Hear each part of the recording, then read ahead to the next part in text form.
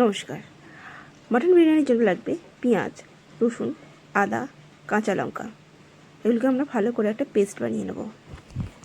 Paste বানানো হয়ে যাওয়ার পর 700 গ্রাম মাটনে আমরা সেই পেস্টটা করেছিলাম, সেই পেস্টটা ভালো করে মাখিয়ে নেব।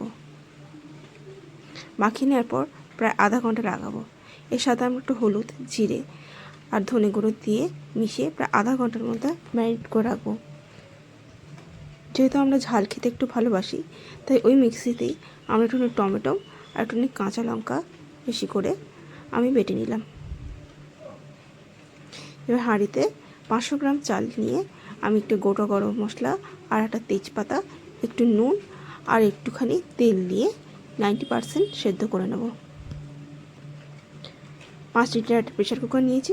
প্রেশার কুকারে আমি তেল গরম করলাম, একটু ঘি দিলাম 1 চামচ, তাতে গোটা গরম মশলা, একটু পেঁয়াজ দিয়ে ভালো করে একটু লাল লাল করে ভেজে মতো নিলাম।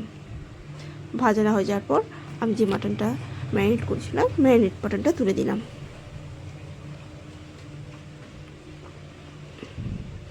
এর মধ্যে বাকি যে আমি কাঁচা লঙ্কা টমেটোটা ছিল সেটাও তুলে দিলাম। দেওয়ার পর ভালো করে আমি কষবো তেল ছাড়া অবধি।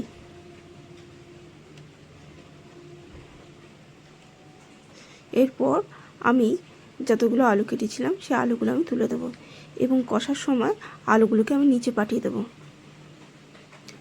এরপর কষানো হয়ে যাওয়ার পর আমি টোটাল 1 2 3 তিনটে আমি সিটি দেবো। 3টি সিটি দেওয়া হয়ে যাওয়ার পর আমি যখন মাটনটা দেখবো ভালো করে নরম হয়ে গেছে, এরপর আমি যে ভাতটা সেদ্ধ করে রেখেছিলাম সেই ভাতটা বাসমতি রাইস আমি ওপরে ছড়িয়ে দিলাম। এরপরে দুধ, কেশর, গোলাপ জল, কেওড়া জল, মিঠা আতর দিয়ে এবং ঘি দিয়ে টোটাল 10 মিনিট আমি দম দেব। দম দেওয়ার পর আমার মটন বিরিয়ানি রেডি।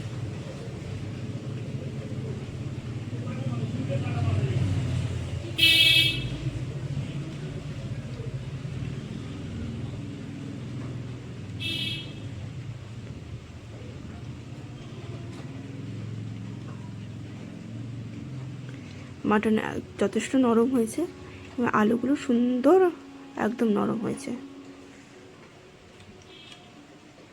আলু যে নিচে দিতে বললাম, একটু পুড়ে গেলে না একটা আলাদা একটা টেস্ট হয়। দেখুন মাটনটা একদম সুন্দর তুলতুল করছে নরম, আলুটাও দারুণ দুর্দান্ত নরম হয়েছে।